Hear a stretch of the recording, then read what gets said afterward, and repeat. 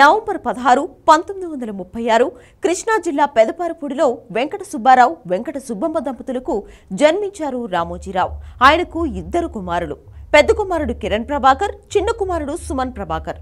సుమన్ అనారోగ్యంతో 2012లో చనిపోయారు. సుమన్ బుల్లితెర రచయితగా, నటుడిగా, దర్శకుడిగా, ఆర్టిస్టుగా తెలుగు ప్రజలకు సుపరిచితుడు. ఇక పెద్ద కుమారుడు కిరణ్ ఈనాడు గ్రూప్ సంస్థల మేనేజింగ్ డైరెక్టర్గా బాధ్యతలు నిర్వహిస్తున్నాడు. పెద్ద కోడలు శైలజా కిరణ్ మార్గదర్శి ఎండీగా బాధ్యతలు నిర్వర్తించడంతో పాటు ఇతర వ్యాపారాలను పర్యవేక్షిస్తున్నారు. రామోజీరావు చిన్న కుమారుడు సుమన్ సతీమణి Vijayeshwari Ramoji film city managing director.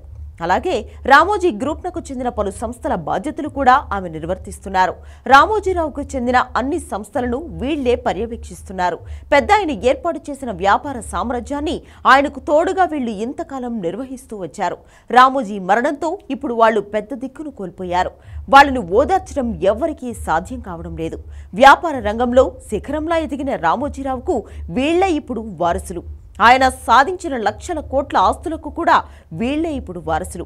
1962లో మార్గదర్శితో మొదలైన రామోజీ వ్యాపార ప్రస్థానం అనేక సంస్థలకు ప్రాణం పోసింది. ఇక ఈనాడుతో మీడియా రంగంలో ఓ కొత్త శకానికి నాంది పలికారు రామోజీ. తెలుగు మీడియాలో వేలాది మంది జర్నలిస్టులు విద్యార్థులుగా ఆ ఈనాడు జర్నలిజం స్కూల్ నుంచి వచ్చిన వాళ్లే.